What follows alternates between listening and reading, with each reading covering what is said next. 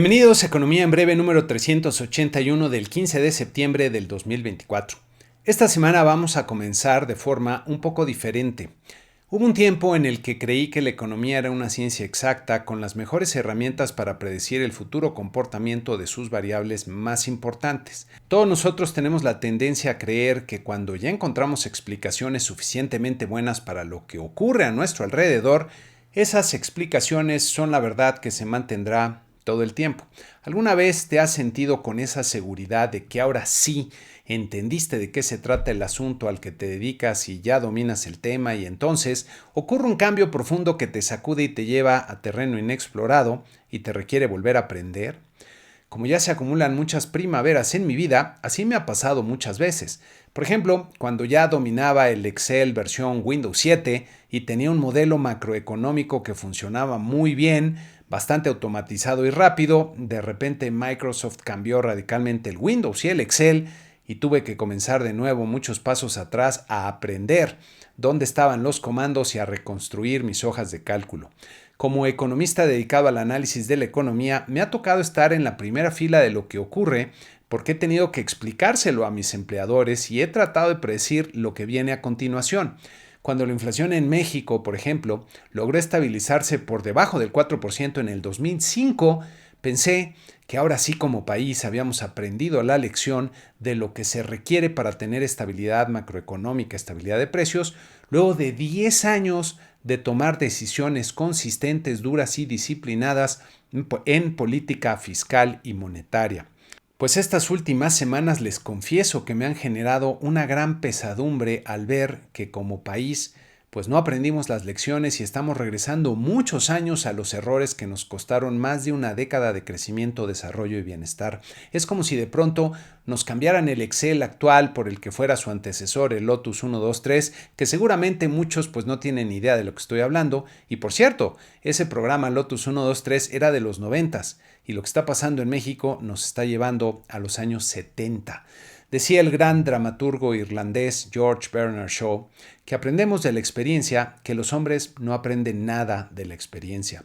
En fin, esta semana que terminó será de triste memoria para el país, ya que se consumó la destrucción de la República con la aprobación de la reforma constitucional al Poder Judicial, que lo desaparece como contrapeso y deja todo el poder concentrado en un individuo. El proceso de aprobación en el Senado nos sirve como un adelanto de lo que viene, con el grupo en el poder empleando todo tipo de acciones y estrategias, especialmente de extorsión, para obtener el voto que les hacía falta y que encontraron en los nuevos innombrables, los Yunes de Veracruz, la autoridad moral que nunca ha existido más que en la retórica mañanera. Nada importó para conseguir el objetivo de desaparecer al poder judicial para consumar una venganza y al mismo tiempo hacerse del poder sin contrapesos. En los medios se ha hecho pública la corrupción de los Yunes, que ahora ha quedado en el olvido al obtener el perdón del gran Tlatoani, entregando el ansiado voto, traicionando a su partido actual y al país completo. Incluso la senadora de los pantalones largos y bien fajados les tiró 30 monedas para dramatizar y conmemorar lo que estaban haciendo. Entre las respuestas a destacar, la agencia calificadora Moody's advirtió que la reforma judicial deteriorará los controles y equilibrios y plantearía diversos riesgos crediticios, lo que podría dañar la calidad crediticia soberana de México. A mí me queda claro que esto la daña fuertemente. Las consecuencias de estas acciones serán profundas y desde luego negativas sobre la economía mexicana y vienen tiempos difíciles para el país, para los que habrá que prepararse de la mejor manera, sobre todo fortaleciendo la posición financiera personal y de nuestras empresas. Desde luego, los pronósticos que verán del promedio de analistas del mercado tardarán en reconocer la nueva realidad, porque eso es lo usual. Para que tengan una referencia, cuando el 15 de septiembre del 2008 los mercados se desplomaron ante la quiebra inesperada de Lehman Brothers, algunos economistas veíamos inevitable una gran recesión, pero el promedio de los pronósticos tardó mucho en reconocer esto. De hecho, el promedio de crecimiento para el 2009 entró en terreno negativo cuando ya se tenían observados 2 trimestres de caída en el PIB, es decir, cuando ya estábamos en recesión. La narrativa oficial va a tratar de negar, contrarrestar o minimizar estas consecuencias, pero lo acontecido representa un cambio muy profundo para la economía.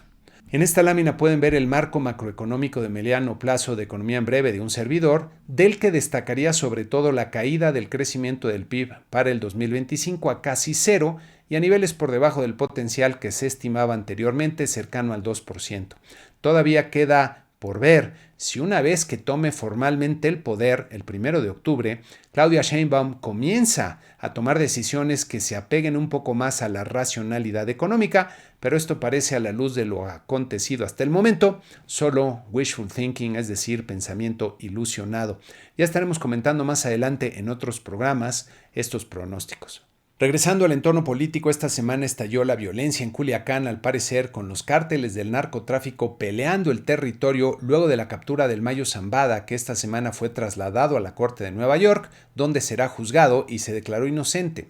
Toda la semana se dieron balaceras, enfrentamientos, bloqueos y violencia sin que el gobierno local ni el federal hayan previsto, evitado o contenido esta guerra que está asolando a la ciudad, sino que han tratado de negarla en un principio y minimizarla cuando ya no podían ocultarla. Decir que en varias partes de México los criminales operan con total impunidad me parece que es decir muy poco. En otra noticia relacionada que sorprendió a propios y extraños, la empresa FEMSA decidió suspender sus operaciones en el sur del estado de Morelos ante los problemas de inseguridad, luego de que algunos de sus operadores fueran secuestrados y sus mercancías robadas. La respuesta de López me parece sintomática de lo que ocurre, diciendo que la empresa no pidió apoyo ante la violencia. ¿Qué clase de visión de país tiene este señor que espera que las empresas le pidan ayuda al gobierno federal para poder operar normalmente, cuando es el Estado, a través del gobierno, el que debe garantizar las condiciones para que las empresas puedan operar dentro del marco de la ley y tener seguridad sin tener que consultarlo con nadie? Y así pensamos que la inversión va a fluir al país en las magnitudes que se requieren. Triste, de verdad, el panorama. Pasando a los datos de la semana, la inflación se portó muy bien en el mes de agosto, registrando una importante sorpresa a la baja respecto a lo que se anticipaba antes de conocerse la primera quincena del mes, como pueden ver en esta gráfica, con una diferencia de más de 0,2 de punto entre el 0,01% observado y el 0,25% anticipado, que resultó la segunda sorpresa a la baja más importante del año. Como pueden ver en la lámina, en lo que va del año hemos tenido sorpresas en ambos sentidos, tanto al alza como a la baja, predominando todavía las sorpresas al alza. Cuando comparamos contra los meses de agosto de años anteriores, nos damos cuenta que el resultado fue mejor a lo usual, ya que agosto es un mes, diría, usualmente alto en inflación, con un promedio de 0,36% del 2000 al 2019, y este año tuvimos la segunda menor inflación para un mes de agosto desde 1993, aunque en la gráfica se ve desde 1998. Como es usual, fueron los precios más volátiles de frutas y verduras los culpables de esta sorpresa, y en este mes hubo muchas bajas sustanciales, como pueden ver en este cuadro del INEGI, que responden a la normalización del abasto luego de las fuertes alzas del mes de julio. La inflación a tasa anual se redujo de forma significativa para alcanzar 4,99%, aunque todavía no le alcanza para marcar un cambio de tendencia a la baja, como vemos en esta gráfica. Si excluimos los componentes más volátiles de la canasta con la que se mide la inflación, nos quedamos en la llamada inflación subyacente, que nos da una mejor idea del comportamiento de la inflación más de mediano plazo. En este caso, la inflación subyacente de agosto también fue menor a la que se esperaba, 0,22% contra 0,31%, marcando la sorpresa a la baja más importante en poco más de un año. Si comparamos contra los meses de agosto de los años anteriores, podemos ver que el resultado de este año fue muy parecido al 0,24% que podríamos considerar usual. A tasa anual, la inflación subyacente siguió descendiendo de forma gradual para alcanzar 4%, lo que desde luego es una buena noticia. Al interior de la inflación subyacente, el componente de servicios registró una tasa anual de 5,18%, manteniéndose por arriba del 5% por más de 2 años y sin lograr mostrar un cambio de tendencia a la baja más claro. Esta terquedad de la inflación de los servicios refleja presiones de demanda que pueden enraizar a la inflación en niveles por arriba de lo deseado o incluso descarrilar su descenso si se vuelven a presentar choques al alza, lo que debería ser la principal preocupación para Banco de México en sus decisiones de política monetaria. Por otro lado, la producción industrial creció 0.2% en el mes de julio, crecimiento más bien modesto, con el que logra ligar 3 meses de incrementos tratando de salir del estancamiento observado desde octubre pasado, como pueden ver aquí. Al interior de la industria hubo contrastes marcados, con las manufacturas cayendo 0.8% para continuar en una situación de estancamiento en la que llevan cerca de 2 años. El renglón de maquinaria y equipo de las manufacturas se contrajo 2.3% en julio, siguiendo en una tendencia descendente de más de un año, como ven en la gráfica. También el renglón de productos metálicos se contrajo en julio, en este caso 0.4%, con lo que mantiene una baja gradual pero bastante visible. Otra de las ramas con desempeño negativo fue la de equipo de transporte, que cayó 3.1% luego de un fuerte repunte en junio, que la mantiene dentro de una tendencia lateral. La importante industria alimentaria creció un sólido 0.4% en julio, pero como ven en la gráfica, se mantiene básicamente estancada en los últimos 2 años. Lo que repuntó con fuerza e impulsó a la industria fue el componente de edificación de la construcción, que se disparó 4.3% en julio y, como ven en la gráfica, mantiene una sólida tendencia ascendente, que me parece desconcertante y curiosa, ya que va a contrapelo del deterioro en las expectativas y de las altas tasas de interés reales que tanto señala Banco de México. En contraste, la rama de obras de ingeniería civil se desplomó 4.5% en julio, ligando ya 4 meses de caídas y marcando una tendencia descendente que no presagia nada bueno. Pasando a Estados Unidos, la inflación al consumidor arrojó resultados mixtos. Por un lado, la inflación general resultó en 0.2% en agosto, justo en línea con lo esperado, y como ven en esta gráfica de las variaciones mensuales, el resultado de agosto está básicamente en línea con lo que sería compatible con la meta de 2%. En esta siguiente gráfica podemos comparar el resultado con lo observado en meses de agosto de años previos, y como pueden ver, agosto es un mes de grandes variaciones en la inflación, pero el resultado de este año podríamos considerarlo bueno. A tasa anual, la inflación general se redujo de forma importante a 2.5%, como vemos en la línea verde de esta gráfica, y excluyendo alimentos y energía, que son los componentes más volátiles, el llamado núcleo de la inflación repuntó de forma casi imperceptible y registró 3.2% anual, como vemos en la línea amarilla. Al comparar contra los meses de agosto de años anteriores, vemos que el resultado de este año no fue bueno, ya que fue mayor al del año pasado y al promedio observado del 2000 al 2019.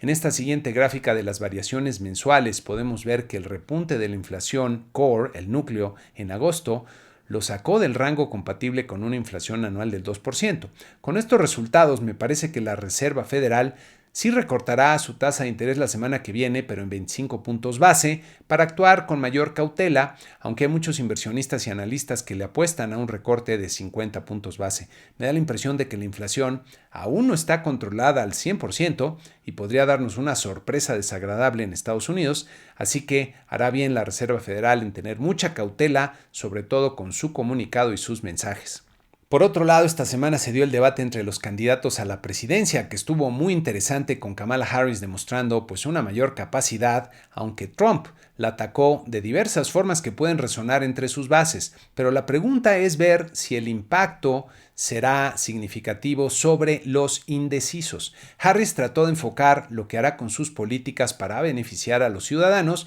y especialmente habló de los pequeños negocios, mientras que Trump buscó enfocar el tema de los migrantes, la inseguridad y la frontera, aunque por cierto casi no mencionó la palabra México, que pensé que estaría en los labios de Trump de forma insistente, y le dio muchas vueltas y trató de distraer la conversación de los temas que le preguntaban, especialmente de lo que ocurrió el 6 de enero con la toma del Congreso. Algo que me parece le puede restar muchos votos a Trump es la forma como se expresa de los militares como unos incompetentes. Una de las líneas exitosas de Harris fue señalar que a Trump lo despidieron 85 millones de votantes. Así va el promedio de las encuestas de acuerdo a la página de Real Clear Politics, con Harris a la ventaja por casi 2 puntos, pero en los estados que definirán la elección, la ventaja de Harris es apenas marginal. Los mercados accionarios tuvieron una buena semana con ganancias generalizadas en los 10 índices que seguimos y con el promedio subiendo 2.3% como pueden ver en nuestra lámina acostumbrada. Incluso la Bolsa Mexicana de Valores rebotó de forma importante 1.8%, respondiendo al optimismo en los mercados internacionales ante el resultado de inflación de Estados Unidos que fue visto con buenos ojos. El tipo de cambio también reaccionó al optimismo global, bajando de forma significativa luego de tocar los 20.10 pesos por dólar el martes para terminar en 19.21 pesos por dólar el viernes. Me parece importante no confundir las causas del desempeño de los mercados nacionales de la semana, especialmente del tipo de cambio, que son causas fundamentalmente externas, ya que lo ocurrido con la reforma judicial va a tener consecuencias negativas más adelante. La semana que inicia destaca como el evento más importante la decisión de política monetaria de la Reserva Federal de Estados Unidos, que tiene el potencial de generar reacciones importantes en los mercados y no me sorprendería ver ajustes en los índices accionarios como respuesta a lo que haga el Fed, que como les decía, esperaría una baja de 25 puntos base, sobre todo por aquella máxima de los mercados de comprar el rumor y vender la noticia. También tendremos en Estados Unidos las cifras de ventas al menudeo y producción industrial, ambas del mes de agosto. En México tendremos el indicador oportuno del consumo privado del mes de agosto. El martes, luego el miércoles, veremos las cifras de oferta y demanda agregada del segundo trimestre. El jueves tendremos el indicador oportuno de la actividad económica del mes de agosto y terminamos el viernes con los resultados de la encuesta de expectativas realizada por Citibanamex. Para la sección de Misión Prosperidad les tengo una reflexión sobre la naturaleza y el conocimiento. En nuestro universo existen fuerzas importantes que producen el cambio constante que observamos. Por un lado tenemos a la entropía, que es la tendencia natural hacia el desorden y el caos, y por otro lado tenemos una fuerza muy curiosa que diría que es casi divina, vamos a llamarla la luz, que es lo que produce el orden y la vida. Cualquier ser vivo tiene un orden en la materia que lo compone, un orden que se expresa gracias a la captura de información por parte de la vida con mecanismos bioquímicos que ha encontrado, especialmente el ADN, que es la cadena de moléculas que contiene toda la información para producir los diferentes seres vivos que habitan el planeta. La evolución puede verse como el proceso de aprendizaje de la vida que se consigue cuando un cambio fortuito tiene consecuencias afortunadas para algún organismo. La vida ha estado ensayando por millones de años con un mecanismo de prueba y error, básicamente aprendiendo aquellas combinaciones de información que son útiles. Los seres humanos tenemos muchas ventajas sobre la mayoría de los seres vivos del planeta y por eso somos la especie dominante. Una de estas ventajas es que podemos aprender, sí, por prueba y error, pero sobre todo podemos aprender de la experiencia de otras personas capturando su conocimiento, que al final del día es información útil. La educación consiste en adquirir conocimientos que nos permiten sobrevivir mejor y lograr lo que queremos. Esta reflexión es, por lo visto, pues muy difícil de comprender para muchas personas, como podemos constatarlo con la gran cantidad de tragedias que ocurren en el mundo, tragedias producidas por propia mano de los que toman malas decisiones, especialmente por ignorancia. Si lo ponemos de forma gráfica y esquemática, lo podemos ver así en dos columnas: entropía contra luz, caos contra orden, ignorancia contra conocimiento y como consecuencia pobreza contra prosperidad. La última parte es especialmente importante. Tanto las sociedades como las personas que viven en ignorancia, es decir, en un estado en el que no tienen los conocimientos para generar orden y combatir el caos y la entropía, terminan en una situación de pobreza de algún tipo. Tal parece que en México decidimos ignorar el conocimiento, por lo que vienen otros 6 años de ignorancia, desorden y pobreza. Habrá que estar y ponernos abusados, como decía mi mamá, para no dejar pasar esta otra nueva oportunidad y ahora sí aprender la lección. En lo personal, nos conviene a todos entender que es el conocimiento el que nos lleva a la prosperidad, así que nos conviene estar constantemente aprendiendo y educándonos a nosotros mismos, y eso es algo que podemos hacer sin depender de nadie. Los invito a estar pendientes, por cierto, de las cosas que vienen de un servidor en Misión Prosperidad y en mi página www.prosperidad.mx, en la que estaremos agregando gradualmente muchas cosas valiosas para ayudar a las personas a desarrollar su prosperidad personal en armonía con la prosperidad de sus familias, sus ciudades, su país y el mundo entero. Y con esto terminamos este programa número 381 de Economía en Breve. Muchas gracias y que tengan una excelente semana.